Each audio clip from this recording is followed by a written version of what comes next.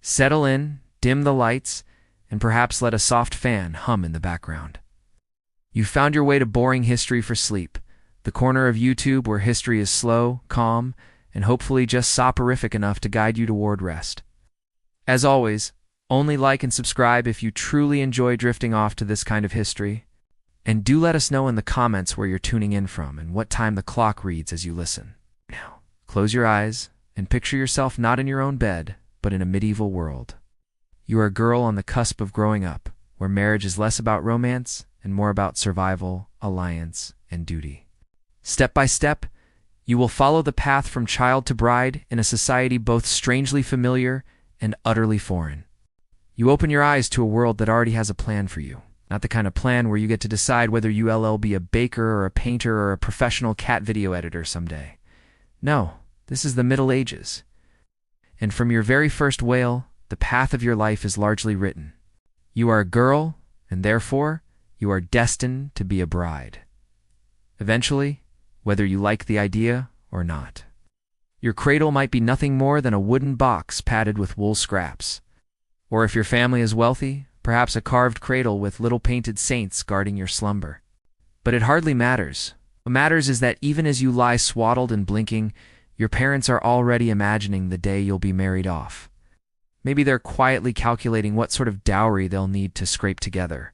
Perhaps they're thinking about which neighboring family would be useful to ally with. Or maybe they're just hoping they can keep you alive long enough to reach marriageable age, because survival is never guaranteed in this century. As you grow into a small child, you don't sense the expectations directly. You're too busy tugging on kittens' tails or trying to keep your shoes on your feet, which is surprisingly difficult given the unreliable quality of medieval leatherwork. But even in these years, the hints are there. Cousin jokes that you'll make a fine bride one day. Your grandmother scolds you for being too noisy, so your very laugh might tarnish some imaginary reputation, still decades away from being put on the market. The future hovers like smoke, always in the air, curling and clinging, whether you notice it or not. Your role in life is not really about choice, but about continuity. Families, whether noble or peasant, depend on marriage to weave themselves into the wider social fabric. A noble daughter might be promised an alliance to secure political boundaries. It's much like moving a chess piece into a defensive position. A peasant daughter might be paired with someone who can till the soil and keep the roof from caving in, which is perhaps less glamorous but equally practical.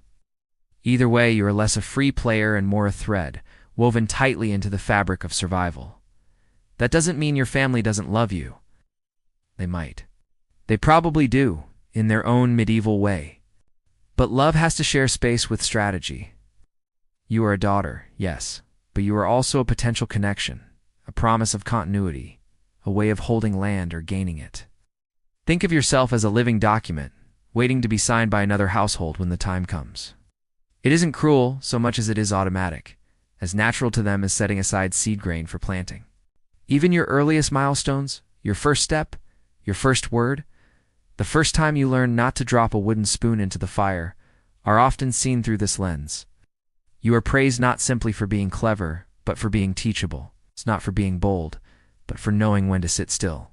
The qualities admired in you are carefully aligned with the role you are expected to play later. Quiet, modest, obedient, useful. It's not exactly the follow your dreams pep talk of modern life, but it is the reality of your small, structured world, and it isn't just your family.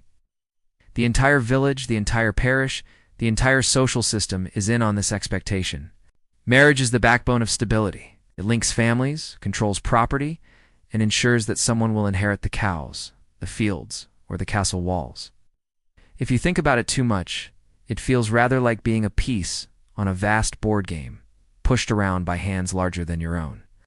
Except this board game has very few winning squares for you, and absolutely no skip-a-turn cards. Occasionally, you might glimpse a different possibility. You hear of an aunt who joined a convent, or a woman in the next village who never married and simply kept working in her father's household. But these are exceptions, not rules.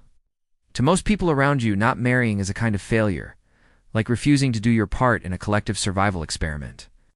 Sooner or later, the path curves back to the same destination: a marriage, a household, and a new role carved out for you. Still, as a child, you feel none of this directly. You chase chickens in the yard, You learn to braid reeds into little mats. You fight with your siblings over scraps of cheese. Yet in the background, like an echo you can't quite hear, the adult world is already shaping you.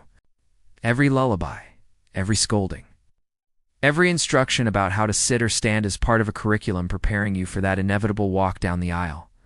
So while the flickering fire warms your cheeks and the straw beneath you prickles with tiny reminders that comfort is a relative term, you grow. You grow into a role written for you before you could speak. A girl destined to be a bride. The expectation is not shouted but whispered, embedded in the very structure of your days. It surrounds you like the draft that seeps under the door in winter unseen, unavoidable, shaping your reality whether you pay attention or not. And from here, with your fate humming quietly in the background, you begin the slow process of learning the skills that will carry you toward that future. For your childhood is not just play, it is education, though not the kind you'd find in books. Which is where we go next. Your education begins before you even realize it's happening. There's no neat row of wooden desks, no school bells, no chalk dust on the air. Instead, your classroom is the house itself, the hearth, the garden, the work table, the spinning wheel. Your teachers are the women around you, your mother, your grandmother, perhaps an older sister or an aunt who knows exactly how to keep a household running, even when the weather, the harvest, and the men are all uncooperative. From the moment you can hold a spoon without dropping it, you're drafted into the daily lessons. You stir porridge, learning the rhythm of the spoon against the pot, and also the patience not to complain about the heat of the fire. You fetch water from the well, discovering that wooden buckets never feel as light on the way back as they do on the way down. You practice spinning wool, twisting fibers until your small fingers ache, and discover that the spindle is as unforgiving as a stern tutor. It wobbles and drops if you lose concentration for even a heartbeat. This is education in the medieval world, a series of endless practical tasks rehearsed until they seep into your bones. And yes, it's repetitive, perhaps painfully so. But there's also a strange comfort in repetition. Each motion links you to the generations before you. You are quite literally copying your mother's hands, her gestures becoming yours. If you've ever tried tracing a drawing by pressing paper to glass, you know the sensation. Your own line becomes nearly identical to the original, but not quite. You're an echo, and one day your daughter will be an echo of you. If you are fortunate enough to be born into a family with some means, your education might also involve letters. Perhaps a monk at the local priory teaches you to recognize a few words of Latin, mostly prayers. You might slowly puzzle out the Ave Maria on a page, the words etched in neat black lines. But this literacy is less about expanding your mind and more about shaping your soul. A literate girl is admired, yes, but what matters most is that she learns to be pious, to bend her head at the right moment, to be seen as virtuous. Letters are decorations, not tools. They make you more marriageable, not necessarily more free. Still, even for noble girls, the practical arts outweigh the bookish ones. You're shown how to embroider saints onto altar cloths, not so you can express your artistic side, but so the family can demonstrate piety to visiting priests. You're taught to pour wine into a goblet without spilling, to smile when greeted, and to serve food in the order that shows respect to elders. This is the social choreography of a future wife. Think of it like rehearsing for a performance that never truly ends. And of course, woven through all this instruction is the ever-present emphasis on modesty.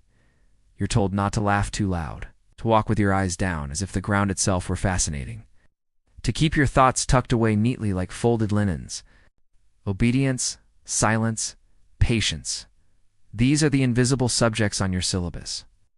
Fail those, and no matter how well you can spin thread or bake bread, you're marked as unsuitable. You're not merely learning tasks. You're learning to be a certain kind of person. It's not that there's no room for joy. There are moments plucking blackberries from a hedge, singing work songs with your mother, or chasing geese from the yard that feel free. But even those are subtly educational. You're learning what foods can be gathered and when, which birds are most stubborn, and how to work in rhythm with others. Education here is less a stage in life and more a constant ambient condition. It surrounds you like the smoke from the hearth, sometimes irritating, always present, and eventually clinging to everything you own. By the time you reach adolescence, these lessons have shaped you more thoroughly than you notice. You don't think about how you lift a bucket or fold a cloak. Just do it. And in doing it, you show the world that you ready or nearly ready to step into the role for which you've been prepared. The education of a future wife is not about individual growth. It is about continuity, about proving that you can carry the weight of household survival without collapsing under it. You might think, here in your medieval village, that your worth is measured by how many chickens you can keep alive, or how evenly you can spin a length of thread. And in a practical sense, that's partly true. But when it comes to your future marriage, the ledger doesn't just list cows, linen, or dowry coins. It also tallies the more fragile, slippery thing called reputation. Reputation is like a shadow, always following you, always stretching longer than you expect. A girl who is seen as virtuous, modest, and obedient is treated like a treasure worth guarding. A girl whose laugh is too loud, whose eyes meet the wrong person's for too long, or whose footsteps are heard sneaking where they shouldn't. Well, that girl's worth sinks faster than a damp loaf of bread. And in a world where the family's standing is often tied to a daughter's marriage prospects, your behavior feels less like your own business and more like a communal project. Everyone is invested in making sure you do not stray from the invisible script. Even at 10 years old, long before your body signals marriage is imminent, whispers already orbit around you. She's a quiet one. A neighbor might murmur approvingly, as though your silence itself has weight in gold. Or, more ominously, that girl runs about too freely, a phrase that lands like a curse. These are not idle comments. In a society where gossip runs faster than any horse, a single remark can ripple outward, shaping how families think about aligning with yours. Your reputation is the medieval version of a resume, but instead of bullet points and references, it's carried in the chatter of markets and the nods of parishioners. This isn't to say people are unkind all the time. Reputation is a social glue as much as a social trap. If you keep within the lines, if you are seen as modest, diligent, faithful, your community will often rally around you. A girl with a spotless reputation might receive help when her family struggles. Her neighbors will look at her as a prize worth securing, and fathers with sons will begin mentally calculating dowries. But step outside those lines even once, and the same community that sheltered you can turn suspicious. A rumor of impropriety is like mildew on bread. Once it spreads, it's nearly impossible to scrape away. Even your clothing and posture play into this fragile balance. A veil worn slightly askew or hair left uncovered too often could be read as vanity. Vanity is a dangerous perfume in this world. Walk too briskly, and someone might call you unruly. Walk too slowly, and perhaps you're thought lazy. Smile too much, and you seem flirtatious. Not enough, and you risk being seen as cold. You are, in other words, under constant surveillance, though your watchers are simply your neighbors, whose tongues are sharper than any knight's blade.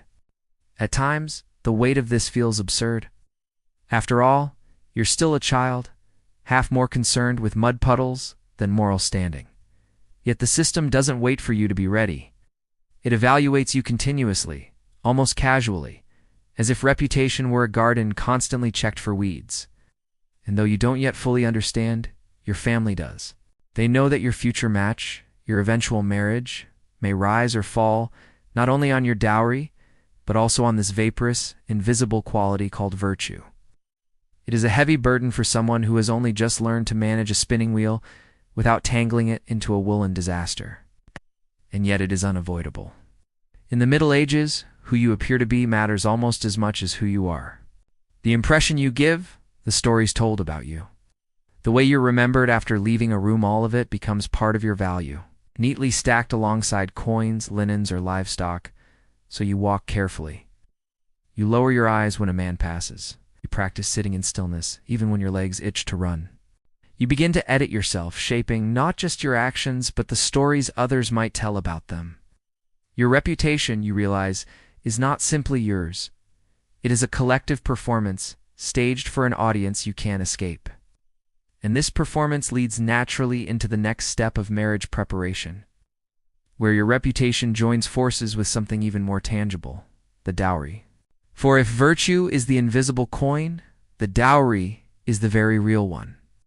And in the arithmetic of your future, both will be carefully weighed. If reputation is the invisible currency that people whisper about in doorways and church porches, then the dowry is the visible kind, the one that can be counted, weighed, written down, and unfortunately for you, it's bargained over like a sack of barley.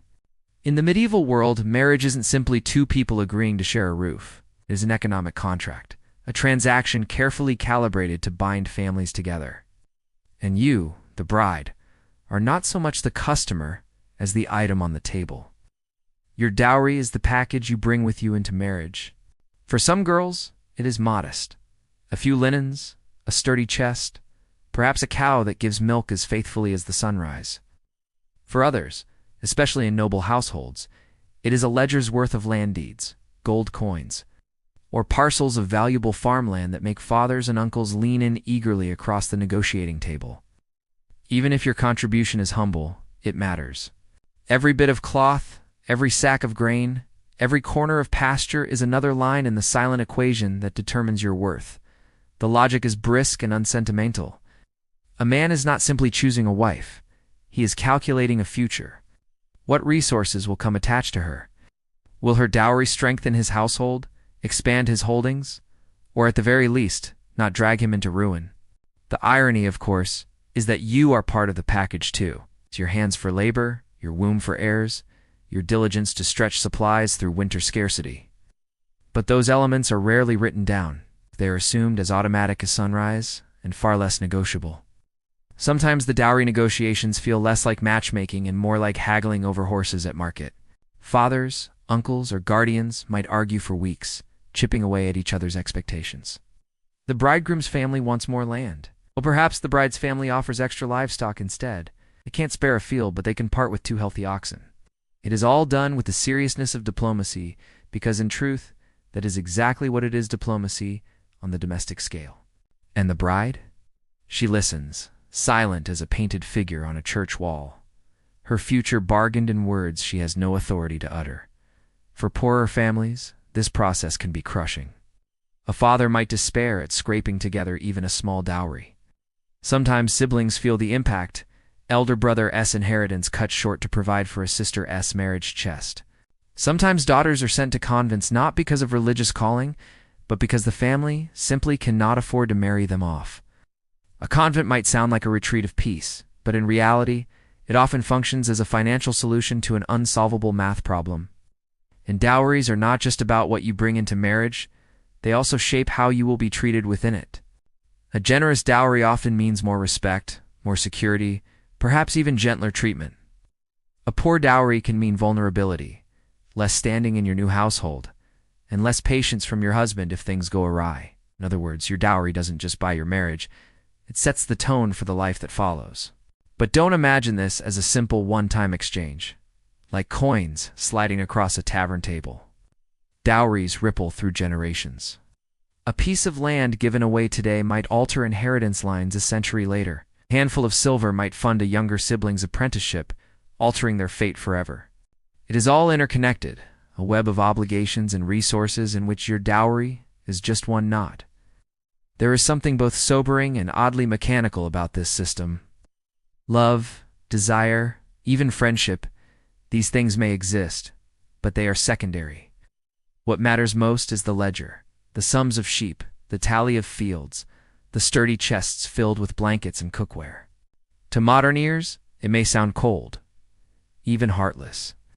But in the Middle Ages, marriage is too essential a survival mechanism to be left to romance. Love might bloom later like a wildflower creeping through stone, but the foundation is always contractual. And once the dowry is agreed upon and the parchment signed or sealed, the match begins to solidify.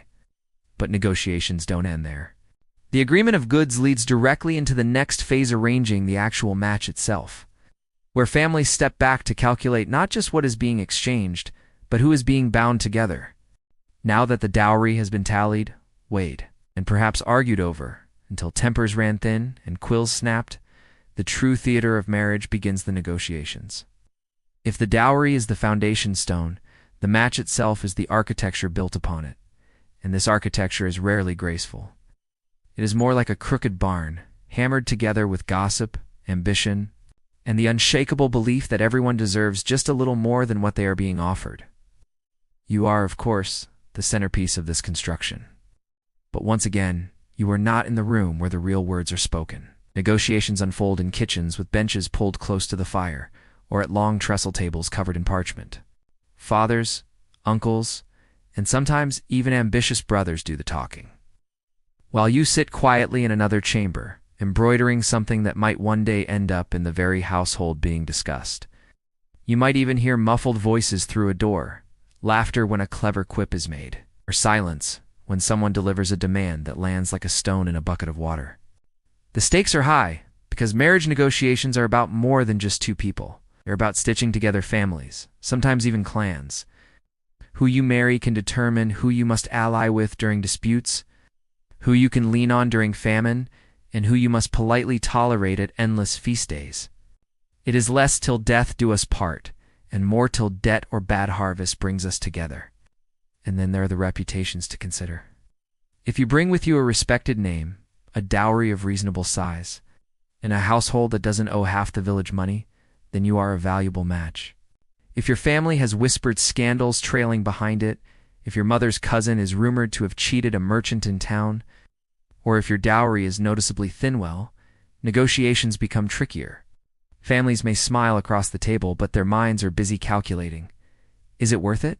Can the flaws be overlooked? Is there another daughter elsewhere who comes with a fatter purse and fewer rumors? In this environment, compromise becomes its own art form. The bride's family might emphasize her virtues, her skill with a spindle, her piety, her ability to keep a household humming like a well-tuned mill. The groom's family might press for more tangible concessions. Yes, she is diligent, they might say. But diligence does not feed oxen or repair roofs. Back and forth it goes. The give and take of a barter that, ironically, rarely involves the two people at the center. And yet, despite all this serious talk, there is also an undercurrent of performance. Families want to be seen as dignified negotiators, not desperate hagglers. Too eager, and they look weak. Too stubborn, and the match may collapse. It is a balancing act, where appearances are as important as outcomes. You might say, marriage is less a private contract and more a public drama, with every villager waiting to see who will outmaneuver whom. There are moments, though, when things become unexpectedly human. Perhaps the groom-to-be steals a glance at you across the courtyard, his expression caught between curiosity and awkwardness. Perhaps the bride-to-be is invited into the room briefly, paraded before relatives like a prized tapestry, and you offer a small smile that seems out of place in the solemnity of the haggling.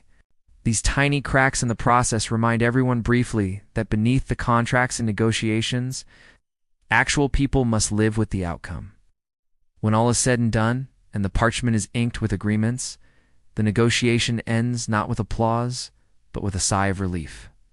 Families have done their part. The match has been arranged.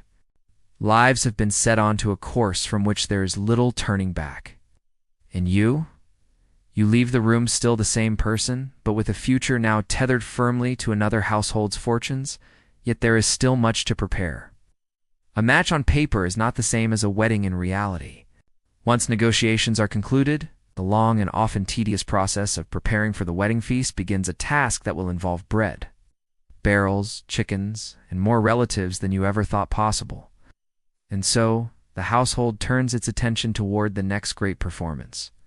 Marriage negotiations may swirl around parchment and purses, but none of it matters without a basic bodily fact. You must be old enough, in the medieval sense, to be considered a woman. And that threshold is far different from the 21st century idea of adulthood. Here, the body itself becomes a kind of timekeeper, and the first unmistakable bell that tolls is your monthly cycle. Medieval people, without the benefit of medical charts or modern biology, treated it as nature's official stamp of approval. You may still feel like a child inside, still be more interested in chasing chickens or braiding rushes, but once your body declares otherwise, the conversations in your household shift. You will notice the change not just in yourself, but in the way others regard you. An older aunt may give you a knowing look, a half-smile that suggests you are now part of a club that no one particularly asked to join. Your mother, perhaps, presses a hand to her lips, both proud and worried, because she knows this means the quiet clock of marriage has started ticking. Even your chores may adjust. Suddenly, the thought of you carrying buckets of water or climbing ladders seems risky. Fragility, once an excuse reserved for noble ladies, now brushes across your shoulders too. You are no longer just a girl. You are a potential bride in waiting. But of course, it is not only biology at play, it is perception. The shape of your face, the rounding of your figure, the way your hair grows heavy and needs taming, all of these become fodder for judgment. In a society with no glossy portraits or fashion magazines, people still manage to assess and compare, usually with far more bluntness than you might prefer. She is blooming, someone might say at church, as though you were a field of barley, just coming into its own. Or, less kindly, she is slow to grow. Either way, you are being measured, quite literally, as an asset in the social market. It is easy to imagine this transformation as purely solemn, but there is humor too, whispered between girls of similar age. There might be jokes about the absurdity of being suddenly treated as delicate when yesterday you were scolded for being lazy with the laundry, or about how the great mystery of womanhood still involves scrubbing pots and feeding chickens. You might laugh, even while your stomach twists at the weight of expectation. Humor has always been a small rebellion, even in centuries where rebellion was rarely an option. And then there are the rituals. Some households mark the moment with quiet blessings, perhaps a candle lit at a family altar, or a whispered prayer to saints who watch over women's health. Others say nothing at all, allowing the knowledge to settle in silence, a shared understanding that requires no words. And sometimes, for wealthier families, this is the point at which the girl's education in womanly arts intensifies: more spinning, more needlework, more lessons in running a household that will soon no longer be her own. Through all of this, the theme is visibility. Where once you were a background figure in your family's daily story, you now step into focus. People notice you in a new way. They weigh your laugh, your walk, even your silence. It can feel intrusive, perhaps overwhelming, as though you are a character in a play whose script you did not agree to. But the audience has already arrived, and the curtain is slowly lifting. And, of course, this new status brings questions. How will your womanhood be managed?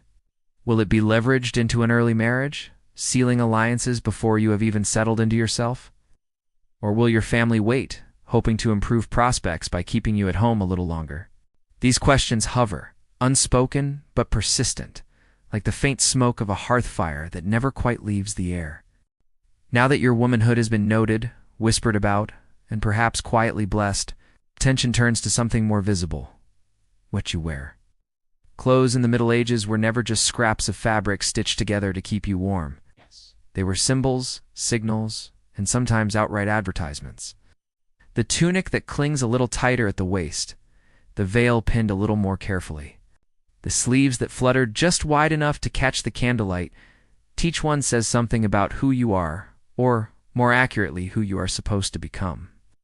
For much of childhood, you wore simple linen shifts and rough wool gowns dyed in whatever shade could be coaxed from local plants. The kind of clothes that don't mind being splattered with mud or catching on the fence while chasing geese. But as you edge closer to marriage, the fabric stiffens, the colors deepen, and suddenly your wardrobe is no longer your own. Your family begins to curate you like a tapestry. You'll look finer in russet, says your mother, eyeing a bolt of wool. Russet, after all, is practical, but, respect a blow, good balance for a girl about to be evaluated by other households. It isn't vanity, though it can feel like it. Clothes are currency, reputation made visible. A gown dyed with imported woad or madder suggests connections, trade, maybe even prosperity. A belt with a small buckle of bronze or pewter says, "We are modest but not destitute." And of course, a spotless veil, carefully arranged, proclaims piety without a single word spoken. Every fold, every thread, is part of a language, and you are learning to speak it whether you like it or not. The process of getting dressed itself becomes ceremonial. A linen shift slips over your shoulders first, cool against the skin in morning light.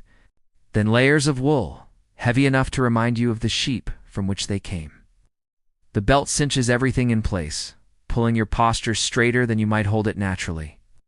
And at last, the veil, light but insistent, a sign that your hair is no longer for the casual world to see, or stepping into womanhood not only in body but in cloth. Of course, there is the matter of shoes.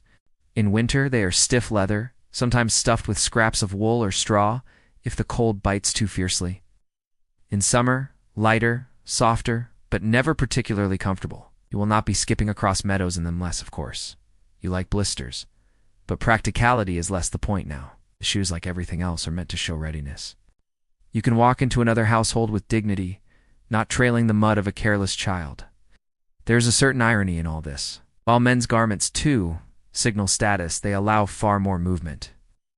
Women's clothing, layered and belted, keeps you tidy, composed, and let's be honest, slightly slower. Perhaps this is by design. After all, a daughter dressed too freely might give the impression of being a little too free. A daughter neatly tucked in folds of wool looks well settled. Yet within these constraints, women find ways to express themselves. Maybe it's the color of a ribbon braided into the veil ties, or the way embroidery snakes along a cuff. Perhaps it's the faint jingle of a tiny charm sewn into a hem, invisible to most but known to you.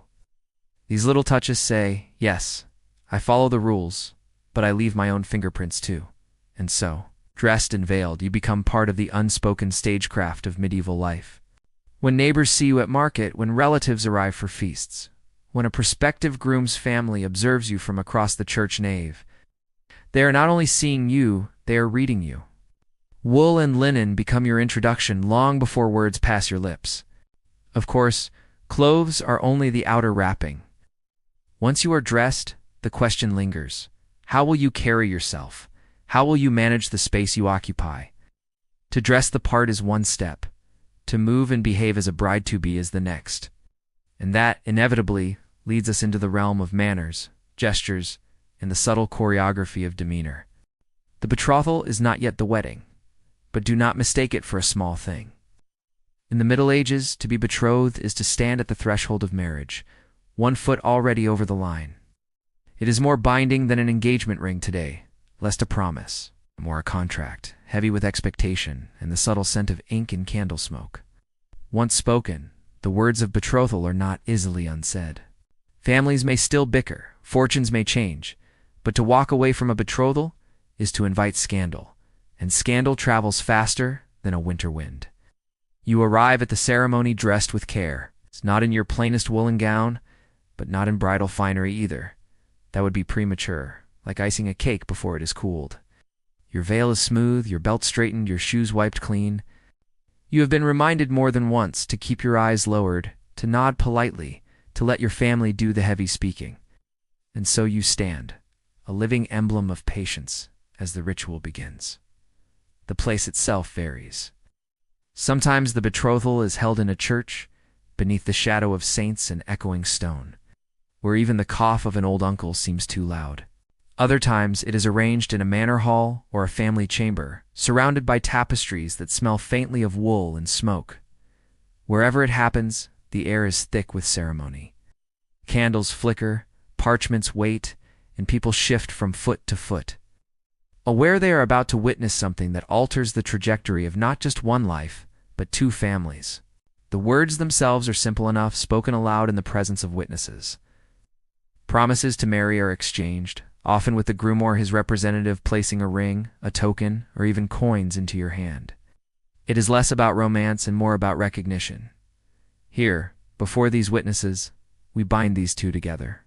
The priest may murmur blessings, or in humbler villages, a local elder may oversee the vows. The essence is the same. Betrothal is public, visible, and therefore real. What you notice most are the eyes. Everyone is watching. Your family, their family, neighbors, who will repeat what they saw until it grows taller than truth. You are expected to stand still, to let the moment unfold, to give no hint of doubt. Yet perhaps your palms sweat beneath your sleeves. Perhaps your heart knocks against your ribs, like a drum at a harvest fair. You glance at your betrothed. Does he look kind, nervous, indifferent? Whatever you see, you file it away silently, knowing this will matter later. When the house grows quiet and you have only memory for company, after the vows are spoken, tokens may be exchanged, sometimes a ring, plain and sturdy, sometimes a clasp of hands before all present, sealing the deal as firmly as ink on parchment. For wealthier households, parchments are indeed signed, Dowry promises listed in neat, cramped letters that future generations may squint at and interpret. For poorer ones, the words themselves are the seal spoken aloud, remembered by all, and carried like a story through the village. And then, curiously, there is a moment of relief. A small ripple of conversation, a release of breath, as if the room had been holding itself too tightly. People smile, some even laugh. Cups of ale or watered wine may be brought forward, bread broken, a meal shared. It is not yet the wedding feast, but it has the air of celebration nonetheless. You are now officially someone's intended, no longer an unattached girl, but a bride-in-waiting. Transformation is subtle, yet profound. The betrothal marks the beginning of a new chapter of expectation. From this day forward, your behavior will be scrutinized with even sharper eyes. A slip of the tongue, a too loud laugh, a wandering glance, these can all ripple back, whispered as signs of unfitness. But for now, in the glow of candlelight and the murmur of satisfied families, the world feels suspended. The ceremony is complete. The match is sealed. And already thoughts turn toward the next step, the full wedding feast. With its noisy guests, its roasted meats, its clamor of music and obligation. After the betrothal, once words have been spoken and hands clasped before witnesses, there comes a quieter, more symbolic chapter of the journey, the rituals of purity. These are less about you as an individual and more about what you represent: a vessel of virtue, a future wife who enters her marriage clean in both body and spirit. In the medieval imagination, purity was not a vague metaphor. It was an observable state, a quality to be tended, guarded, and sometimes publicly demonstrated. And so, before the wedding itself, you may be drawn into a series of small but telling rites that polish you for the life ahead. One of the most common is the bath. Now, don't picture steaming tubs with rose petals and candles. This is no spa day. A bath here is usually a wooden tub hauled near the hearth. Buckets of water lugged in by servants or sisters, warmed just enough to be tolerable. Herbs: marjoram, rosemary, or lavender, if the household is well stocked, may be sprinkled into the water, not so much to cleanse as to perfume. Soap, such as it was, might sting rather than soothe. Yet the symbolism is clear. You are being washed of the dust of girlhood, ready to step into the gravity of womanhood.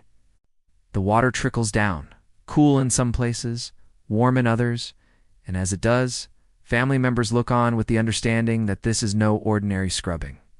Sometimes the ritual leans toward the spiritual. You might be guided to a church for confession, kneeling on cold stone, whispering sins into the carved lattice where the priest waits. It may not matter if your list is short or long. The act itself is a gesture of purification. A prayer is spoken, perhaps a candle lit. The flame flickers in the chill air. A tiny torch of hope that you will enter your marriage unburdened, sins left behind like ashes. In a world where the unseen was considered just as real as the seen, this spiritual cleansing was every bit as crucial as the physical one. For wealthier brides or in more ceremonial households, there might even be tokens of chastity, displayed girdles, blessed by clergy, ribbons knotted around the waist, symbolic veils placed upon the head. They are less about practicality than about broadcasting the message. This bride arrives untouched, unsullied, her purity intact and visible. Even your clothing might reflect the theme: pale colors, unadorned fabrics, as though you are wrapped in the idea of innocence itself. Yet beneath all this symbolism, you cannot help but notice the pressure. Purity here is not something you define for yourself. It is something others measure, others guard, others display. Your body is treated like a manuscript, handled carefully, annotated by ritual, passed forward with solemn ceremony. You may find comfort in the rituals, or perhaps only a quiet weariness. Either way, they are less about your own sense of readiness and more about ensuring the community sees you as ready. And still, within the rigidity, there are soft human moments. Perhaps your mother lingers as you dress, smoothing the fabric on your shoulder one last time, her eyes misting though she says nothing. Perhaps a sister laughs while braiding your hair, joking about the silliness of rosemary and bathwater. These small exchanges remind you that behind all the symbolism, family love still runs warm. Once the bathing, the prayers, the tokens are complete, you emerge slightly different. Not outwardly changed, your hands are the same, Your face the same, but the way others look at you has shifted. You are no longer simply a girl preparing for a wedding. You are a figure draped in purity, an emblem of virtue. It is a costume you must wear, whether it fits comfortably or not. The day arrives at last. Betrothal is behind you. The rituals of purity have been seen through, and now the household buzzes with a peculiar energy, half joy, half exhaustion. Weddings in the Middle Ages were not one-day affairs thrown together with a rented hall and a DJ. They were sprawling undertakings. Part ceremony, part festival, part survival exercise. And for you, they begin before dawn, when the cock crows and someone shakes you gently awake. You lie for a moment in the dim light, listening to the muffled sounds of feet already shuffling across the floorboards, kettles clattering, bread baking. The day has begun, whether you feel ready or not. Your clothing is prepared in advance. The gown is laid out carefully, its colors chosen to reflect your family's dignity rather than extravagance. Too much finery would be boastful. Too plain would be shameful. So you slip into something that speaks of balance. Wool dyed in a strong, clear color, perhaps blue if woad has been plentiful. Perhaps green if your household has connections with a dyer who knows his craft. Linen underlayers cling cool against your skin, while the wool above sits heavy, grounding you in the moment. A belt fastens snug at your waist, and the veil is pinned firmly. No stray locks today, no sign of disarray. You are being presented, after all, not simply attending. The ceremony itself often takes place at the church door, not inside. You stand just outside the threshold, in view of neighbors, friends, and a scattering of curious villagers who came mostly for the feast to follow. The priest, dressed in his vestments, clears his throat and launches into the words that will bind you. Your groom stands beside you, nervous, solemn, or perhaps simply resigned in together. You repeat what must be repeated. Vows are spoken, hands clasped, tokens exchanged. You might feel the eyes of everyone boring into you, each witness silently engraving this moment into memory. This is not romance as the troubadours sing it. This is duty, contract, and sacrament braided together. Yet even within the solemnity, you notice details. The way the sunlight hits the stone threshold. The faint smell of wax from the priest's candle. The murmured cough of someone in the crowd. It is not grandeur that makes the day memorable, but these small sensory impressions. When the vows are finished, the priest blesses the union, often sprinkling holy water which drips cold against your veil and face, or now, in the eyes of all gathered and of heaven itself, a wife. From here the tone shifts. What was solemn becomes celebratory. Bells may ring, voices cheer, and the slow procession turns toward the hall where food, music, and far too many relatives await. You move through the crowd, a little dazed perhaps, like someone being carried on a tide they can no longer resist. Children dart around your skirts, dogs bark, neighbors call congratulations that you only half hear. Your hands are clasped again and again, rough palms against yours, till you lose track of who has already wished you well.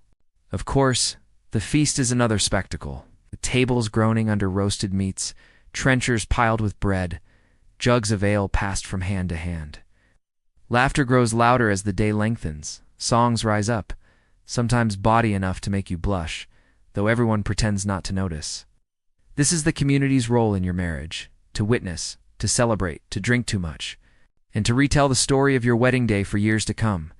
Through it all, you are both participant and ornament. You sit at the center table, smile when expected, nod politely when toasts are made. You taste food you barely register, sip ale that goes flat on your tongue. The day moves around you like a tide, and you are the rock against which it crashes. Some brides find joy in the noise, others long for the quiet of the hearth. Either way, the day is less about your private feelings and more about the public declaration of your new role. And when at last the music quiets, when the last trenchers are cleared and the torches burn low, you realize the wedding day is only the beginning. Tomorrow, you will wake in another household, another rhythm of life. The feast will fade, the vows will remain, and your place in the world will have shifted forever. If the vows at the church door felt solemn and heavy with the weight of duty, the feast that follows is something else entirely. It is the release, the exhale, the signal to the community that the business side of marriage has been sealed, and now it's time to eat. Drink and test the carrying capacity of every wooden trestle table in the parish. You, the new bride, are led into the hall, not like royalty exactly, but close enough that for a few hours you may as well be. Everyone rises as you enter, not out of awe, perhaps, but out of expectation, because this is the part they've been waiting for. The hall itself is transformed. Fresh rushes are strewn across the floor, both for the scent and for the convenience of catching crumbs and spills. Garlands of greenery and flowers hang from beams, a rustic attempt at festivity that doubles as an air freshener in a room destined to grow hot and crowded. Long tables stretch down either side, already filling with relatives, neighbors, and any fortunate soul who managed to slip in. The hum of conversation swells as people shift and crane for a better view of you and your new husband.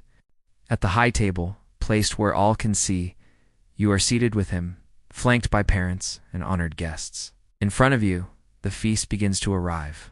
Bread first, thick coarse loaves hacked into trenchers' flat slabs that serve as edible plates. Onto these, steaming joints of meat are piled. Roasted chickens, pork, maybe even a haunch of venison if someone's connections are good enough, or the Lord generous. Stews bubble in great pots, ladled into bowls to be shared. Dishes are spiced, but sparingly. A hint of pepper or cinnamon is enough to suggest sophistication without bankrupting the family. Jugs of ale and watered wine circulate constantly, their contents sloshing dangerously close to sleeves and elbows. For you, each bite is polite, dainty, though the smell alone makes you long to eat heartily. But remember, eyes are everywhere, and your new role demands composure. Around you, however, composure has no such claim. Children dart beneath the benches, snagging crusts and sneaking tastes. Dogs loiter with hopeful eyes under every table. Men laugh too loudly, already loosening their belts as if preparing for round 2 before round 1 has ended. Women lean together, gossiping in low tones that carry just enough for the person across to hear. It is noisy, chaotic, alive. And for all its lack of refinement, there is warmth in the sight of neighbors toasting your name, however slurred it becomes. The musicians take their turn, fiddles and pipes striking up tunes that thread themselves through the clatter of dishes and the rise of laughter. A drum keeps time, thudding steadily beneath the din. Some guests sway along, others sing, and before long, there's dancing in the open space at the center of the hall. Not the elegant, choreographed, courtly dances of noble halls, but simpler steps, circle dances, hand-clapping rhythms. You might be pulled into it, swept up in the whirl of skirts and stomping feet, whether or not you've rehearsed the moves.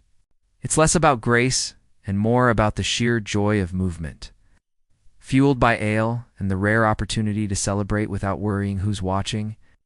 Of course, there are the inevitable speeches, toasts, and blessings, some sincere, some less so.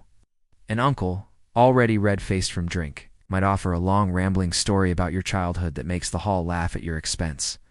A neighbor could stand and remind everyone how fine your dowry was, as though your new husband needed the reassurance. These are endured with patient smiles, because this is what community looks like. Messy, it's embarrassing, affectionate in its own odd way. Hours pass, and the hall grows hotter, louder, more unsteady on its feet. Food dwindles, ale does not. Somewhere near the hearth, 2 men argue passionately about the price of sheep, while nearby others sing so off-key that even the dogs whine. For you, it all blurs into one long sound, one long sight, the blur of faces. The press of heat, the weight of the veil on your head. You sit and stand and laugh when expected, caught in the tide of festivity that carries on with or without your active participation. And then, as the feast reaches its height, comes the knowing glances, the nudges, the suggestive songs about love and bedchambers. Because the feast, for all its food and merriment, is only part of the day. Everyone knows what follows, and they are not shy about reminding you. Guests will sometimes go so far as to escort the newlyweds toward the bridal chamber, a mix of cheer, teasing, and perhaps a little cruelty in making your private transition public. You may blush, you may protest weakly, but there's no escaping it. The feast ends where the marriage begins. So you rise from the table at last, heart beating fast, face flushed from more than the heat of the hall. Behind you, the clatter and laughter continue, the stories already forming of how your wedding day was remembered. Ahead of you lies the quiet, the night, and the first steps into married life. And with that, the feast gives way to the chamber-loud celebration, dissolving into a silence heavy with expectation. The noise of the feast fades behind you like a tide receding, leaving you standing on a very different shore. The air outside the hall feels cool after the heat and press of bodies. The night carries with it the faint smell of smoke, spilled ale, and trampled grass. But you are not left alone for long. A small procession follows friends, cousins, perhaps a brother-in-law who finds the whole thing endlessly amusing. They carry torches and make jokes, in tones both good-natured and mortifying. Some even sing songs about fertility, about husbands proving themselves, about wives being broken in. Humor, of course, is easier than silence. Eventually, though, the well-wishers fall away. The door shuts. The chamber is yours. The marriage bed itself is not just a place to sleep. It's the stage upon which the final act of this day, and really the entire marriage contract, must play out. Often, it is an actual bed, built of wood, heavy and creaking, with a mattress stuffed with straw or feathers, depending on the household's means. The bedding might be newly made or at least freshly laundered, chosen with care so that no one could whisper later about stains or shabbiness. Sometimes, in noble families, witnesses are even present to ensure the consummation occurs, a detail so invasive you almost laugh at the absurdity of it. In humbler homes, the privacy is greater, but the pressure no less. Everyone in the hall knows what is expected of you now. You sit on the edge, the room lit only by the flicker of a single candle. Shadows pool in the corners, softening the rough edges of the walls. The bed smells faintly of linen and wood smoke. You are aware of your gown, of its weight, of how many layers must be loosened before you can even lie down. Your new husband fumbles with his belt, the nervousness of a man who knows he is being measured not only by his bride but indirectly by the entire community outside. This is less about romance than proof, less about pleasure than duty. You are two people, caught in the machinery of tradition, about to turn its wheels. That said, not every experience is grim or awkward. Sometimes affection is grown during the betrothal. On the bed becomes not just an obligation but a tentative exploration. Other times, fear overshadows the moment, fear of pain, of failure, of producing no heir. The marriage bed is, after all, not really about the couple's happiness. It is about the future, children, lineage, the continuation of a household's name. You might find comfort in a gentle word, a laugh shared at clumsy hands, or simply in the fact that once tonight is over, the hardest part of the ritual is behind you. It is worth remembering that fertility looms large here. If months pass without evidence of conception, tongues will wag. The responsibility naturally will be laid at your feet. You are expected to bear children, to prove that this night was not in vain. That expectation hovers in the chamber now, as real as the candlelight. You feel it in the silence between words, in the anxious glances exchanged. Congratulations, you read, not just a new wife. You read the foundation stone for the future of two families. No pressure. And yet, beyond the weight of expectation, there is also the ordinary humanness of the moment. Two people tired from a long day, uncertain of what to do or how to feel, simply sharing a bed. Perhaps you laugh at the awkwardness of it. Perhaps you fall into silence. Perhaps you simply sleep side by side because exhaustion outweighs ritual. That, too, is marriage. Not grand gestures, but the gradual weaving together of two lives night after night. By morning, the household will be waiting, some perhaps eager for proof of consummation, others simply hungry for leftover stew.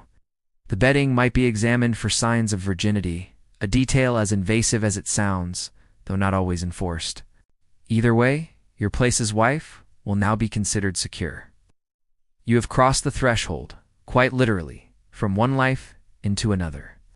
And so, as you drift into sleepor, simply lie awake listening to the steady breathing beside you. Understand that the wedding is no longer an event but a memory. Ahead lies the daily rhythm of marriage, work, duty, children, the quiet companionship, or the quiet struggle of sharing your days with another. The feast was for the community. The vows were for the church, but the bed, awkward, intimate, and unavoidably human, was for you. Morning comes, and with it the peculiar hush of a household waiting to see how you will rise to your new role. The wedding feast is behind you. The marriage bed no longer a looming specter, but a fact accomplished, however awkwardly, and now comes the slow settling into the identity of mistress of a home. If yesterday you were a bride dressed in borrowed purity and borrowed gowns, today you are something different.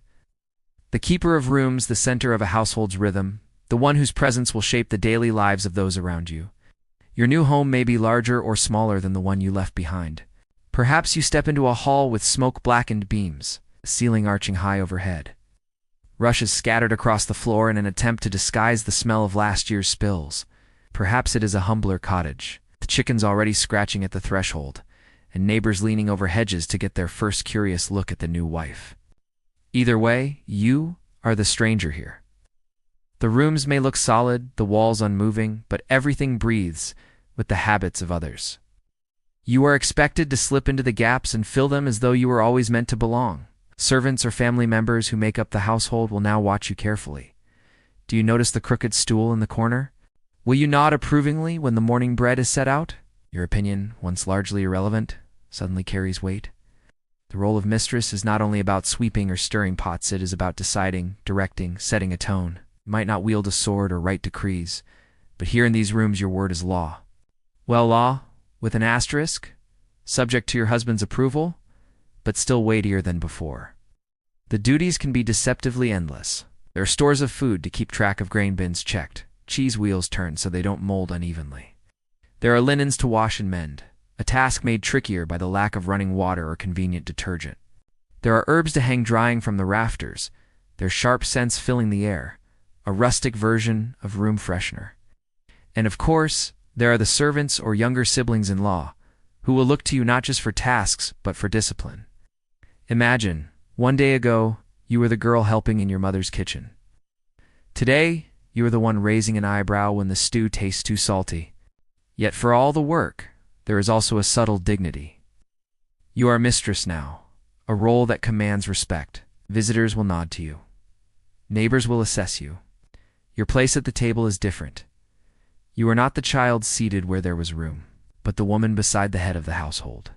Even the smallest gestures, handing your husband his cup, welcoming a guest at the threshold, are threaded with expectation. This home is yours to embody, even if the stones belong to his family name. It can feel overwhelming, the weight of invisible eyes upon you, but there is comfort in the daily rhythm. Each day brings the small rituals of work and order, kindling set for the fire, bread rising in the warmth, rushes changed on the floor. These rhythms are older than you, older than your husband, older than the beams overhead. You are stepping into a pattern worn smooth by generations of women before you.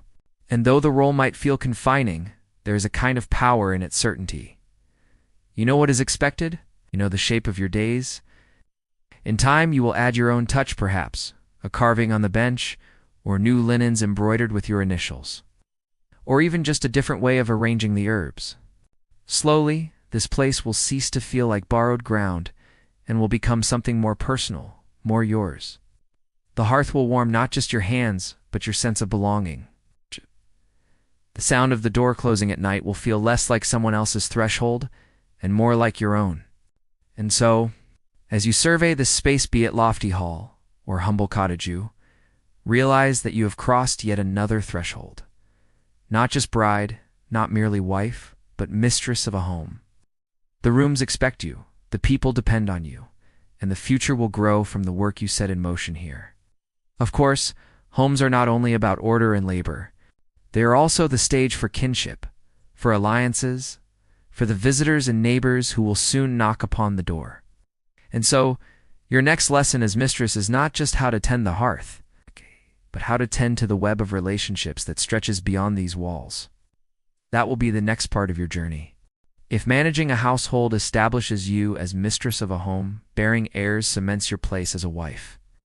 It is the quiet but relentless expectation that hovers in the rafters of every medieval marriage. The bed may be yours, the keys to the storeroom may hang from your belt. But without children, preferably, sons, your role feels somehow unfinished in the eyes of the community. This is not just about love of children, though there may well be tenderness in it. It is about legacy, about the continuation of names, land, and livelihoods. And in a time where mortality hovers like smoke in the air, one child is never enough. You you must hope for many, knowing some will not survive. From the moment your belly begins to swell, people take notice. Neighbors nod approvingly. Women offer unsolicited advice. Older men make crude jokes about strength and virility. You meanwhile carry the weight literally and figuratively. Pregnancy is not cushioned by modern medicine. There are no sonograms, no prenatal vitamins, no trained midwives in every village. Instead, there are charms against miscarriage, whispered prayers to saints, amulets tucked beneath your bedding. You may be told not to look at a fire for too long, lest the child be marked. You may be fed peculiar mixtures of herbs for strength, some helpful, others questionable. And through it all, you continue your daily work, because life in the Middle Ages does not pause politely for expectant mothers. The birth itself is both a private and communal affair. When the time comes, the men are sent out, the priest is sometimes called in, and the women gather. Mothers, aunts, and neighbors surround you, their hands steady, even if your heart quails. The room smells of sweat, of beeswax candles, of straw scattered to soak what must be soaked. As the midwife mutters encouragement, sometimes prayers, sometimes brisk commands, most seen as proof of piety Eve's punishment carried forward. There is no promise of safety for mother or child, and that knowledge shadows every cry and contraction. If all goes well, the moment of triumph is immense. A baby's first cry splits the air, raw and miraculous. The women smile, you weep, the midwife nods her approval. If it is a boy, the household rejoices doubly, for the family's line is made more secure. A girl, though, is still a blessing. Future alliances, future marriages, another pair of hands to work the fields or stir the pot. Either way, you are carried from pain into new responsibility, your arms heavy with the proof of your body's labor. But even then, the work is only beginning. Infants must be fed, swaddled, protected from drafts and from careless hands. Baptism follows swiftly, sometimes within hours, to ensure the child's soul is secured should the worst happen. The priest blesses water, sprinkles the tiny forehead, and the name is spoken aloud, binding the infant not only to the family, but to heaven itself. The godparents step forward, pledging to guide this fragile life, though in truth, it will be you who bears the endless days and nights of care. And so, the cycle begins again. For in this world, children are both joy and insurance, laughter and necessity. They secure alliances, inherit land, carry forward names.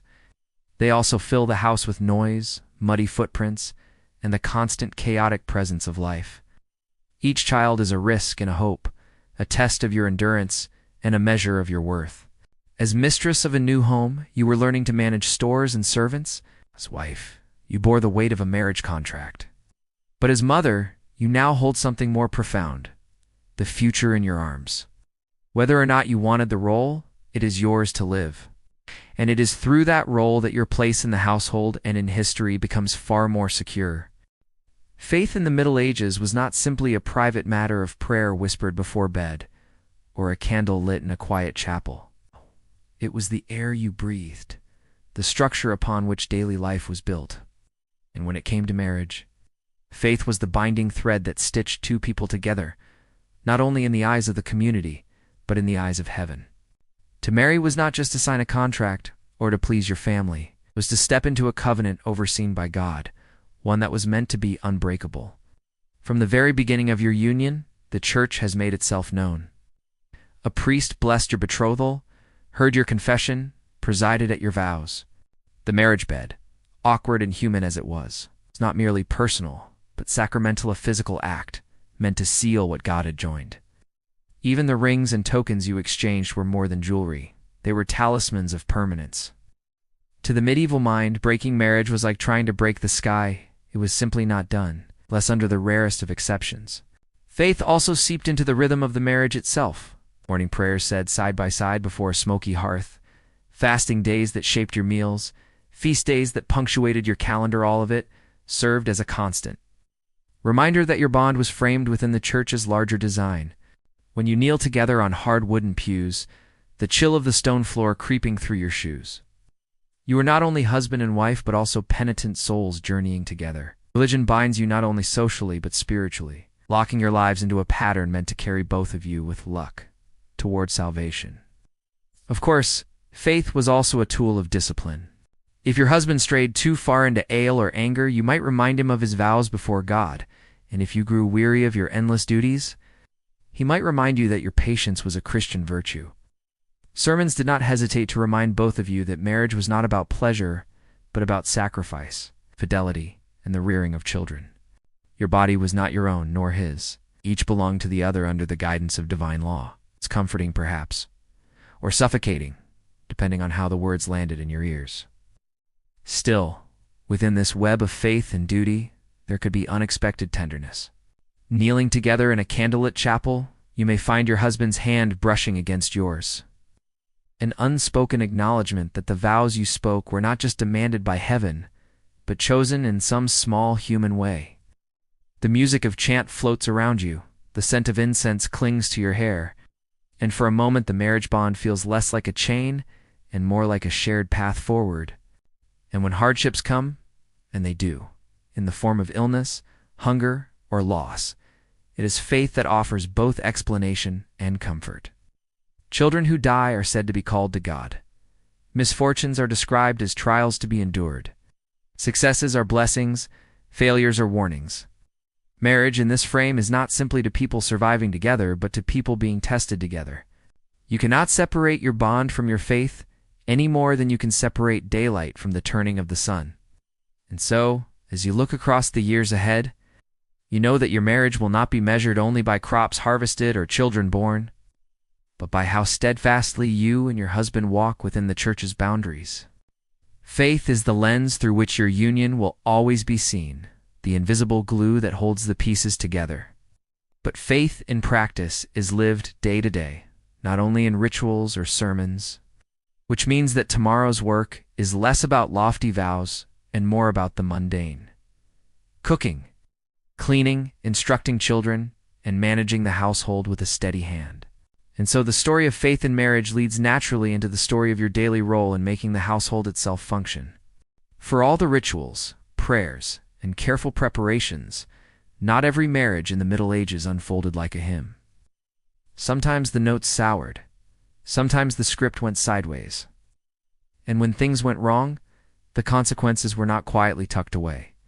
They played out in kitchens, in chapels, in village gossip, and in the strained silence of shared beds. Perhaps it begins with something simple: tempers. Life is hard, food is scarce, winters bite cruelly, and even a well-meaning husband can turn sullen under the weight of hunger or debt. You find yourself measuring his moods by the sound of his boots on the threshold, knowing whether to expect conversation or cold silence. Perhaps he drinks too deeply, and his jokes tip into insults. Or perhaps he simply grows indifferent, giving you the hollow sort of companionship that stings more than anger.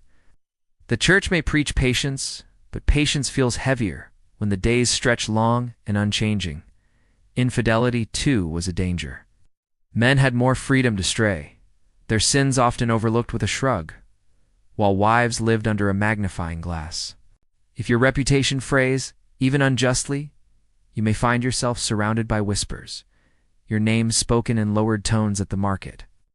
A woman accused of impropriety, even without proof, can feel her entire identity unravel, because in this world, trust and purity are currency. And without them, you are bankrupt. Violence, though not universally accepted, was often tolerated in grim measure. A husband might justify his hand as discipline, a wife's silence expected as obedience. Some endured gritting teeth, finding solace in whispered prayers or the quiet support of other women.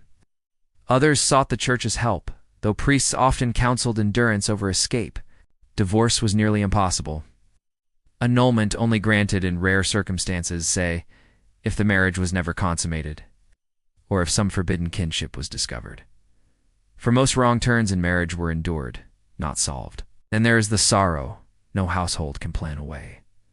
Loss, child born still, or carried off by fever, or gone in the night with no clear reason.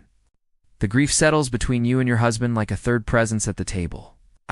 Some couples grow closer, grief shaping a shared language of endurance. Others grow distant, each blaming the other, each unable to look at the child-shaped absence without flinching. When things go wrong, the marriage bond is tested most deeply, not in joy but in sorrow. Yet within all this, there is resilience. You find ways to cope through faith, through friendships with other women who know the same burdens, through quiet strength. A neighbor's shared loaf, a sister's whispered advice, a priest's half-comforting words all. These small mercies keep you upright when the structure of marriage itself feels unsteady. If things go wrong, you do not always break. Sometimes you bend, sometimes you endure, and sometimes against the odds, you find laughter again, because life is not only duty and sorrow. The same household that rings with argument may, on another day, ring with the sound of children chasing each other, or neighbors laughing over ale. Marriages may sag, but they rarely collapse outright. In the Middle Ages, survival demanded stubbornness, and stubbornness, more often than romance, kept marriages intact. And so, when things go wrong, you carry on. You sweep the floor, you stir the pot, you manage the stores, you rise with the dawn. Wrong turns are folded into daily life, as much a part of marriage as feasts or vows.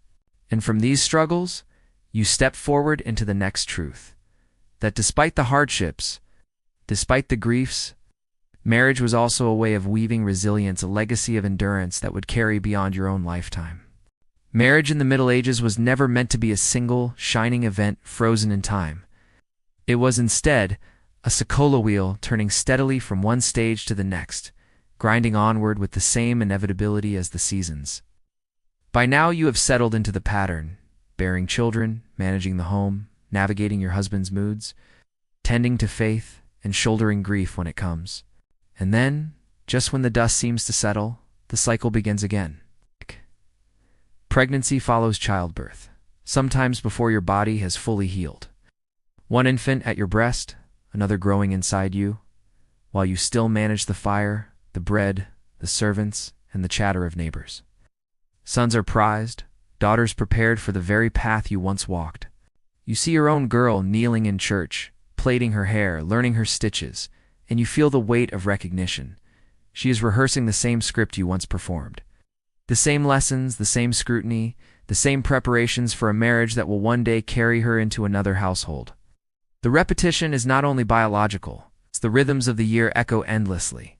Each spring brings planting, each autumn the harvest, each winter the cold routines of survival. Feast days rise and fall like waves, scattering joy across the calendar, only to return the following year in the same sequence. The wheel turns and you turn with it, measuring your life not in individual triumphs, but in patterns you could trace with your eyes closed. And yet, there is something quietly comforting in this repetition. The predictability offers a sense of order, even control. You may not choose whether you become a wife or whether children live or die, but you know that the cycle itself will not betray you. The feast will follow the famine, spring will follow winter, and after the tears of loss, there will come laughter again. In a world with so few guarantees, the cycle is its own form of reassurance. Still, repetition is not always gentle. There are times when you feel worn by the sameness, by the endless pregnancies, the endless washing, the endless meals to stir. Life feels like a loom weaving the same thread over and over, and you are both the weaver and the thread itself. Sometimes you might steal a moment for yourself, sitting by the hearth after others have gone to bed, staring into the fire as if it could give you a different story. But then, the cycle calls you back, as it always does. And so as years pass, you find yourself not only living the cycle, but watching it from above. You see the girls around you growing into brides, the brides into mothers, the mothers into widows. You see the pattern repeating itself in every woman you know, as though each of you is a bead strung on the same thread, moving forward in unison. You are not alone in this repetition. You are part of a greater tapestry. It can feel monotonous, yes, but it is also what ensures continuity of families, of communities, of history itself. The cycle is what keeps the wheel of the Middle Ages turning, what allows life to endure despite plagues, wars, and famine. And within that endless turning, you are.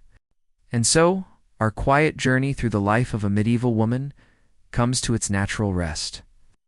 From the first uncertain steps of girlhood, through the negotiations of marriage, the joys and griefs of childbirth, the weight of reputation, and the endless cycle of duties, your story has been woven into the great, unbroken tapestry of the Middle Ages. It was never a tale of dazzling romance or sweeping freedom. Instead, it was made of smaller things.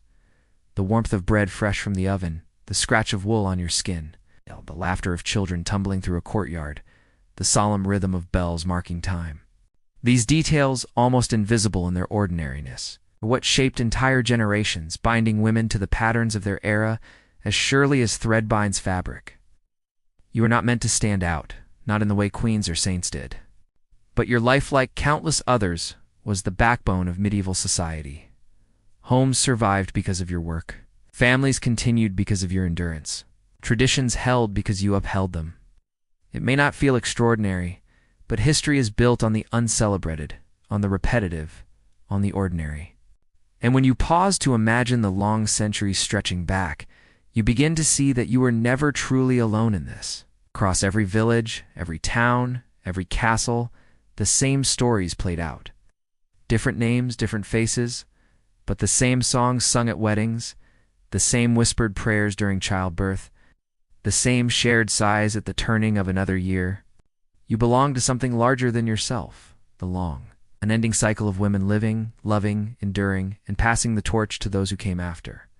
So now, as the candles burn low and the fire fades to embers, it is time to rest. Close your eyes and let the voices of the past soften into silence. The weight of duty, the hum of the loom, the laughter, and the tears, they can wait. For tonight, the story is finished, and you can let the wheel turn without you for a while. Sleep well, good night, have sweet dreams.